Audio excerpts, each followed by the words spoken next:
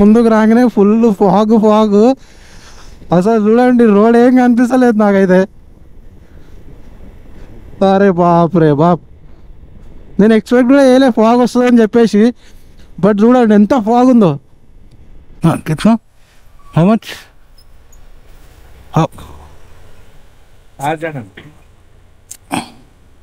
मैं अनंतपुर हैदराबाद ओके.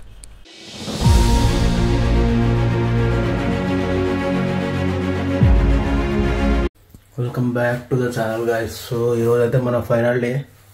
ఇప్పుడు హైదరాబాద్ అయితే స్టార్ట్ అయిపోతున్నా. మొత్తం చెక్అవుట్ కూడా చేసేసిన. జస్ట్ లగేజ్ ఒకటి బండికి పెట్టాలి, అది పెట్టేసి నేను స్టార్ట్ అయిపోతా.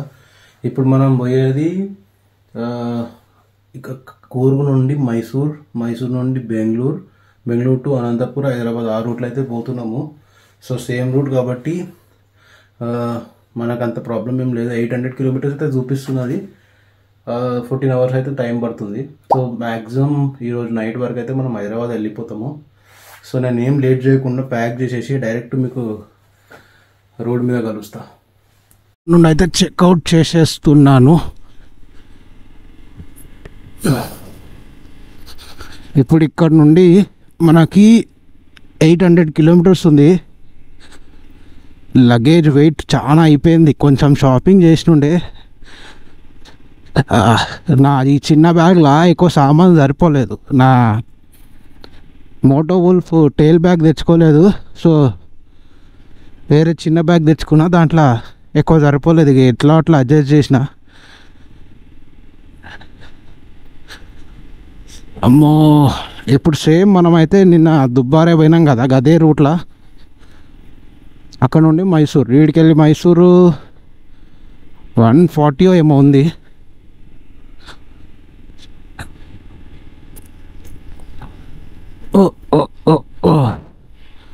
నిన్న మీకు చూపిలేదు మార్నింగ్ వ్యూ జబర్దస్త్ మార్నింగ్ వ్యూ ఉన్నది. అమ్మా, అసలు నిన్న ఎక్కువ ప్లేసెస్ కూడా పోలేదు. పోయినా కానీ అంటే వీడియో చేయలేదు, ఎందుకంటే టూ మచ్ క్రౌడ్ ఉండే. సో స్కిప్ కొట్టేసిన. కొన్ని ప్లేసెస్ తిరిగినా కానీ వీడియో చేయలేదు.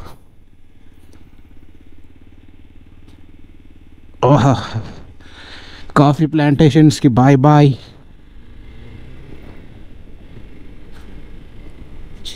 6 o'clock స్టార్ట్ అయిపోదాం అనుకున్నా. 6 వరకు అంతా రెడీ అయిపోయినా కానీ చీకటి ఉండే మొత్తం. ఎందుకు అని చెప్పేసి ఇంకొక ½ an hour వెయిట్ చేసి 6:30కి అయితే స్టార్ట్ అవుతున్నా.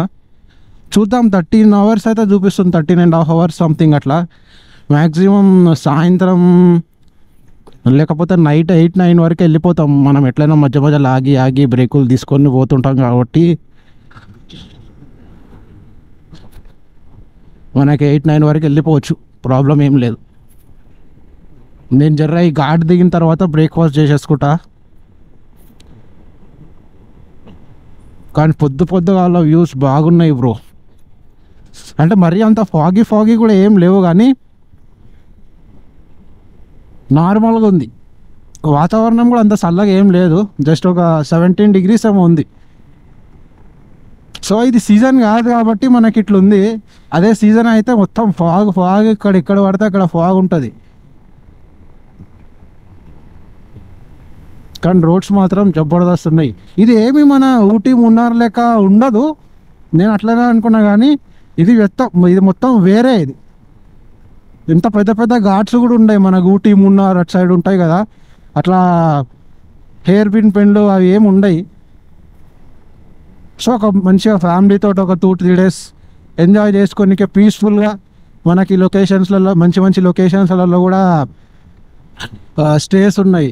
సో ఫ్యామిలీ తోటి లేకపోతే కపుల్స్ ఎవరైనా వస్తే పీస్ఫుల్గా ఎంజాయ్ చేసుకోనికే మంచి స్టేస్ కూడా ఉన్నాయి. మంచి ప్లేస్ కూర్గ్ కూడా.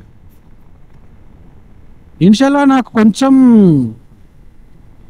అంత అనిపించలేదు, బట్ మెల్లమెల్లగా నేచర్లో కూర్చొని పుర్సత్గా పీస్ఫుల్గా ఉంటే నాకు అర్థమైంది ఇంత మంచి ప్లేస్ ఇది కూడా అని చెప్పేసి.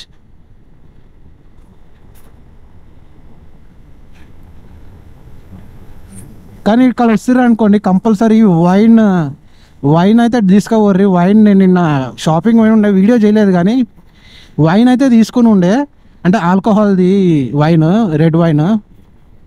నాన్ ఆల్కహాలిక్ కూడా ఉన్నాయి వైన్స్. నేను టేస్ట్ చేసిన కదా, నాకు అన్నిట్లకంటే నచ్చింది పచ్చిమిర్చి వైన్. ఏముండే అబ్బాబ్బాబ్బా, జబర్దస్త్ ఉండే. వచ్చినప్పుడు కంపల్సరీ వైన్.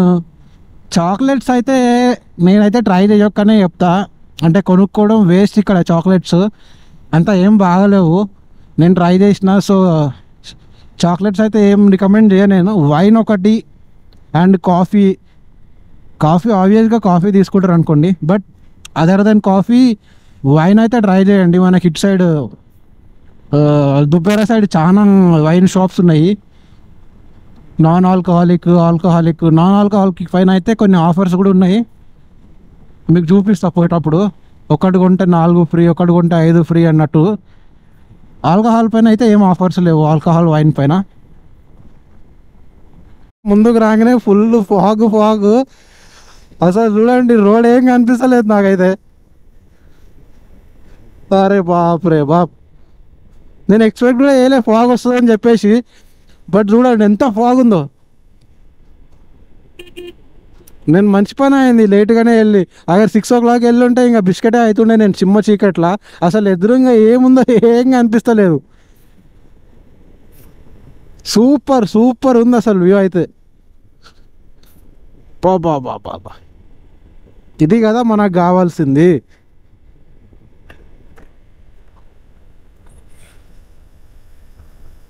ఆ వెనకాలనే దుబ్బారే రైట్ సైడ్ పోతే.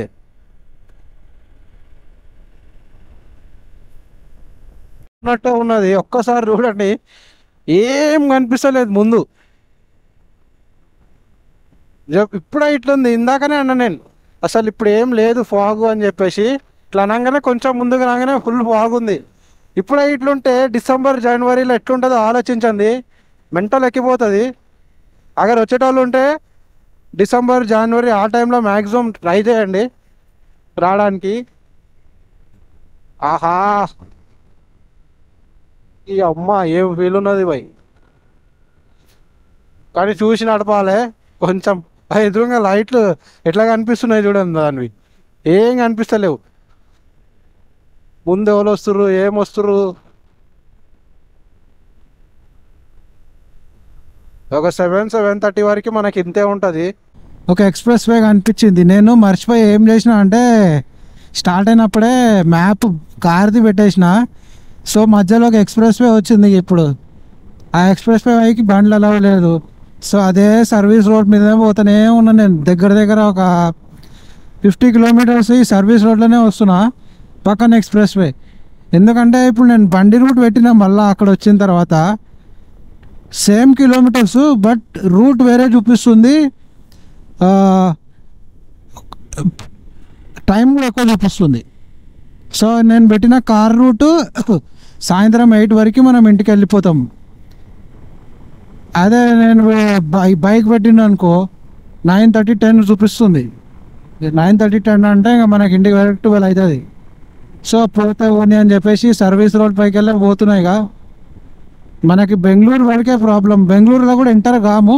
బెంగళూరు బైపాస్ నేను వెళ్ళిపోతున్నాం కాబట్టి ఒక 100 kilometers అడ్జస్ట్ చేసుకున్నామంటే సీదా మనం NH-44 ఎక్కేస్తాం. ఇప్పుడు జర్ర ఆగి ఇప్పుడే పెట్రోల్ కొట్టించిన, కొంచెం బ్రేక్ఫాస్ట్ చేసేస్తా. నేను వీడియో అప్పుడే చేద్దాం అనుకున్నా కానీ కెమెరా స్ట్రక్ అయిపోయింది. గోపురం ఆన్ అయ్యి ఉంది కానీ నేను ఏమొత్తినా పని చేస్తా లేకుండే. ఏమైందో ఏమో మళ్ళీ దానికి సడన్గా. ఇది సెకండ్ టైం నాకు. ఎందుకు అవుతుందో ఏమో, ఎవరికైనా తెలిస్తే కామెంట్ చేయండి.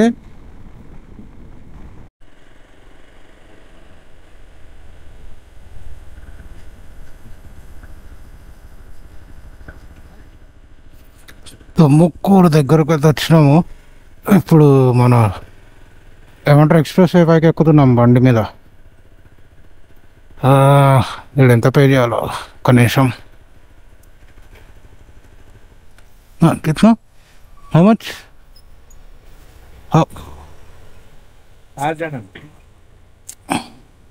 मैं అనంతపూర్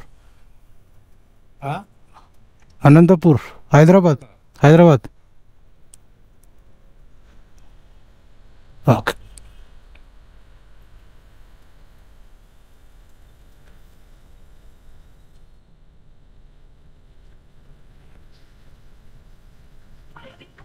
ఓకే,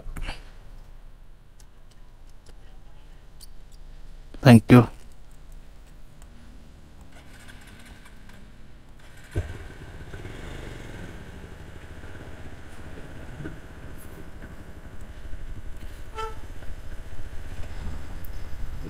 నా బండి పైన నేను సెకండ్ టైం టోల్ తీసుకున్నా. ఫస్ట్ టైం వచ్చేసి ఆగ్రాలో, ఇది సెకండ్ టైం. ఇది ఎక్కడ కనెక్ట్ చేస్తుంది అంటే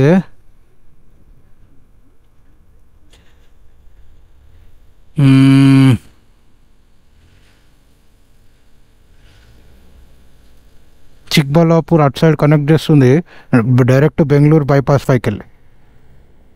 సో ఇది ఎక్కేసినామంటే మనం ఒక హాఫ్ అన్ అవర్లో మనం చిక్బల్లాపూర్ 40 మినిట్స్ చిక్బల్లాపూర్ దగ్గరికి వెళ్ళిపోతాం. ఇటు 10 కిలోమీటర్లు పోతే బెంగళూరు. మనం ముందుకెంచి డైవర్జన్ తీసుకొని బైపాస్ పైకి వెళ్ళి పోతాం. 4 కిలోమీటర్స్ తర్వాత లెఫ్ట్ తీసుకోవాలి మనము. అట్లనే స్ట్రైట్ పోతే బెంగళూరు. ఇప్పుడైతే బెంగళూరు అవుట్స్కట్స్ ఉన్నాం కాబట్టి ట్రాఫిక్ అంత అనిపిస్తలేదు, కొంచెం కొంచెం ఉంది కానీ మరి అంత టూ మచ్ అయితే ఏం లేదు. అంటే వీడియోలలో చూపిస్తారు కదా, మరి అంత అయితే ఏం అనిపిస్తలేదు నాకు ట్రాఫిక్ ఈరోజు. ఆఫీస్ టైంలో అందరు ఆఫీస్లో ఉంటారు కదా, స్కూల్లో అందరు స్కూల్లో ఉంటారు. సో అందుకే రోడ్ మీద ఇప్పుడు కొంచెం తక్కువ ఉంది ట్రాఫిక్ అయితే. మనం early morning like 8 to 9 o'clock వచ్చి ఉంటే నాగా సండ్రా అంట ఏరియా పేరు, 8 to 9కి వచ్చి ఉంటే కంపల్సరీ ఈడ కూడా తగులుతుండే అనుకుంటా మన ట్రాఫిక్.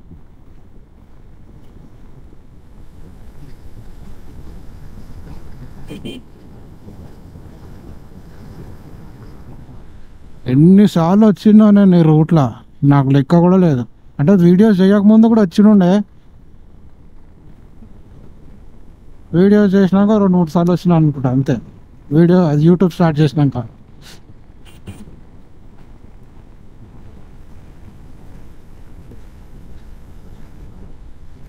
అన్నానో లేదో స్టార్ట్ అయింది ట్రాఫిక్.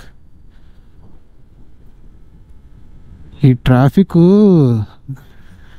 దీనివల్ల రోడ్ కన్స్ట్రక్షన్ చేస్తారు కదా, దానివల్ల అనుకుంటా ట్రాఫిక్.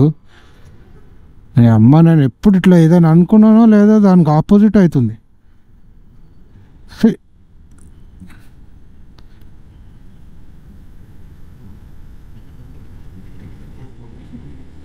సమ్ ట్రాఫిక్ జామ్ అయిపోయిందిగా,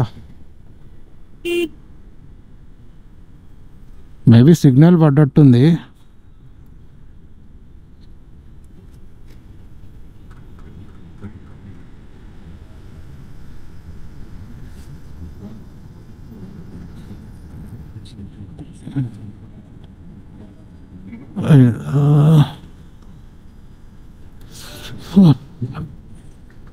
నేను ఎన్నిసార్లు వచ్చినా కానీ ఒక్కసారి కూడా బెంగళూరు సిటీ లోపలికి అయితే పోలేదు. ఒకసారి పోవాలి బెంగళూరు సిటీ లోపలికి కూడా.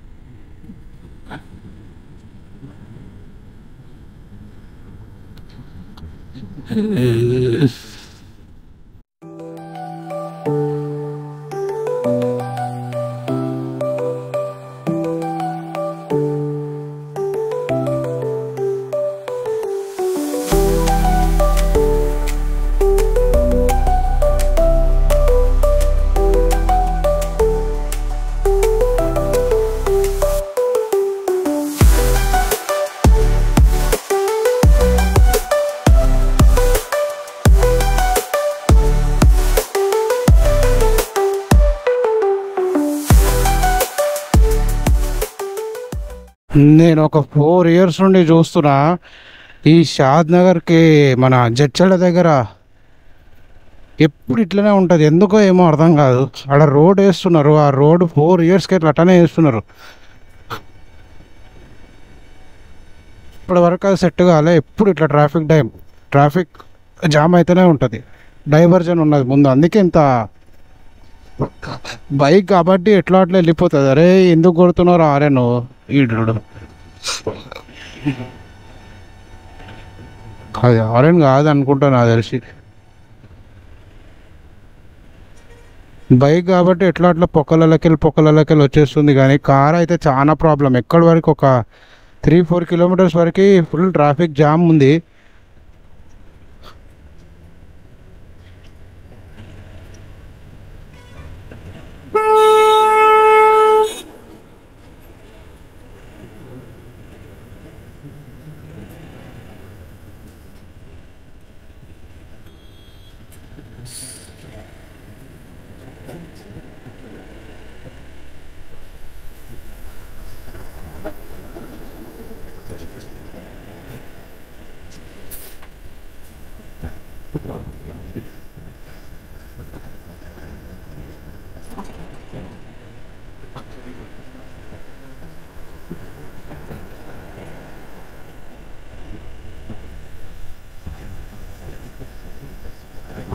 వచ్చేసిన టైం 9:30 అవుతుంది. మ్యాక్సిమం అయితే నేను రికార్డ్ ఏం చేయలేదు. సో వీడియో అయితే లాస్ట్ వరకు చూడండి, నేను మొత్తం ఇన్ఫర్మేషన్ ఇస్తా. ఈరోజు కాస్ట్ ఎంత అయింది అండ్ టోటల్ మన ట్రిప్ బడ్జెట్ ఎంత అయిందో.